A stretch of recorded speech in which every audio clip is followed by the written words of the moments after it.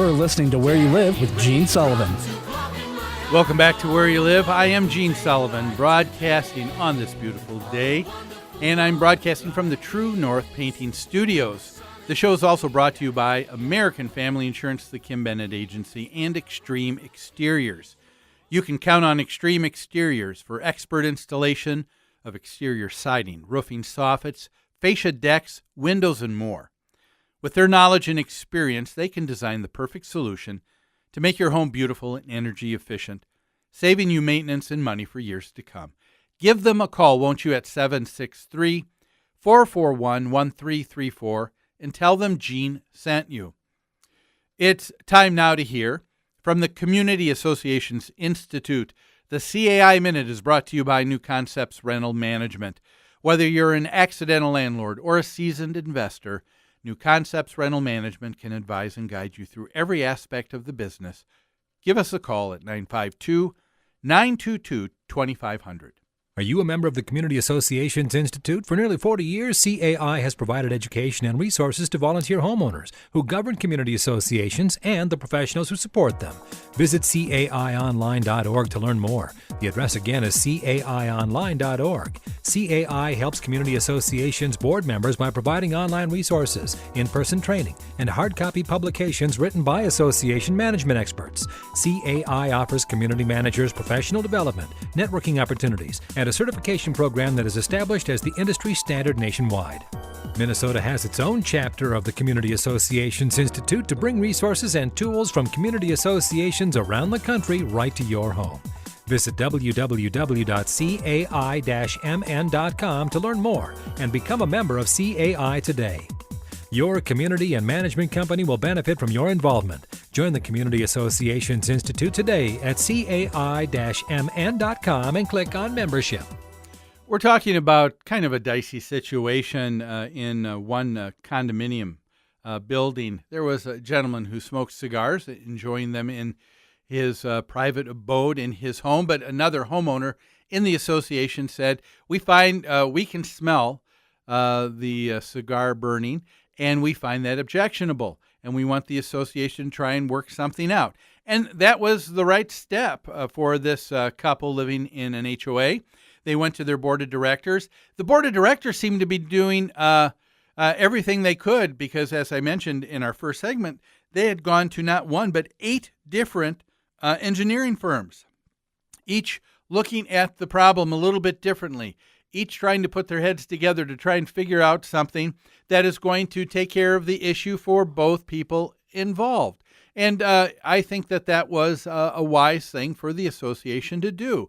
They realize that we don't have just one person with rights that are that trump someone else's rights. We have people that have equal rights, and we need to try and figure out a way, not only for this one instance, but for everything coming down the pike and afterwards too, so that we have a policy in place, we have protocol, we have something that's going to be done that'll take care of it, and both people can live peacefully and enjoying their home. But the homeowners, said, you know what? It's been 10 months, and we think that that's long enough. And so they sued. And if you've heard this show for any time at all, you know that I certainly do not like to see situations get to a point where there is just litigation in lawsuits, because a lot of times that just kind of gins everything up in the situation and getting people and emotions more riled. A lot more money is spent, and it just puts a lot more people at ill ease and not willing to be cooperative and working together, but end up being competitive with one another, and that's what happened here in this particular case. And, when is it the right time to sue? Well, I guess one of the things that I would take a look at, and that would be whether or not the determining factor for me would be whether or not people are being earnest in their pursuit and trying to resolve the situation. If someone's being diligent in trying to pursue a resolution that'll work out for everybody concerned, I don't know that a lawsuit's going to do anything to hurry it up. If someone's dragging their feet, yes, a lawsuit could certainly do that. But that's not what we have here. And I commend the board of directors for not just coming down and saying, well, what we're going to do is we're just going to change the rules and say no smoking. They didn't, on the other hand, say, hey, you know what? That person has a right in their home to smoke, so lump it and just live with it. They're trying to work out something here that will try to be to everybody's best interests. And you need to remember, if you're going to sue your homeowners association, which is what this couple did, when you sue the association, you're not suing another entity, another group of people. You're suing yourself as well. This is something that will come back to you, something that's going to be costly, that you're going to have to ante up with as well. Because you need to remember, the board did not build this structure of the condominium building, did they? Not any more than the owners who are complaining of the smell of cigar smoke. But the board of directors, just like these owners and all of the other owners living in this association, guess what? They own this building collectively. So when something needs to be done, you're turning to yourself and to everybody else saying, what are we going to do to take care of this? You need to remember, this building had passed all building and safety codes. It had met with everything it needed to in order for it to be habitable in a building where people were safe to enter and to live in and to use and enjoy. But we had a situation here where you're trying to take care of what seems to be almost Solomon-esque. What can we do here? You can't just split the baby down in half here in this situation and have everybody happy. And I thought the board of directors was doing a yeoman's job in trying to balance everybody's right.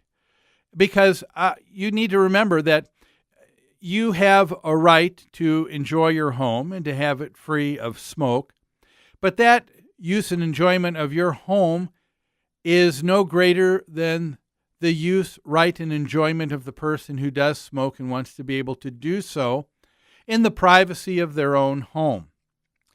But like I've said so many times before, even though we have freedom, freedom isn't complete and one-sided.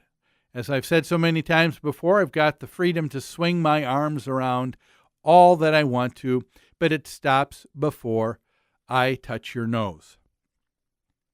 And so what can be done here? The fact that the association was deliberating didn't seem to be good enough for the this couple, and so they sued the association. Well, what was interesting is after the 8th and final engineer, they finally found the area that would take care of the problem where the smoke and the odor was going through. They detected that there were air gaps in the vicinity of the master and guest bathroom drains and pipes in everybody's unit. You need to remember that the only reason something will pass through from one unit to another is because there's a hole. The only places that you have holes in a building are where you have utilities like electricity, wiring, or plumbing pipes that are going from one unit to the next. And so those are the areas that needed to be dealt with. And finally, the 8th engineer found a solution to take care of it. But by this time, it got to a point where it went before a judge, and the judge, I think, I don't know that he ended up giving a solution here that I think that I would have agreed with. He ended up saying that the association owed these people $100,000 for the problems that they went through in going through this whole issue. And there's a couple things that I'd like to take a look at why I don't think that this was a right solution that the judge gave. And I think there are some other things that could have been done, but we need to take a break. So let's do that right now. When we come back, we'll wrap up this situation of the smoking issue with cigars and people's right to have a odor-free condo home. Back after this.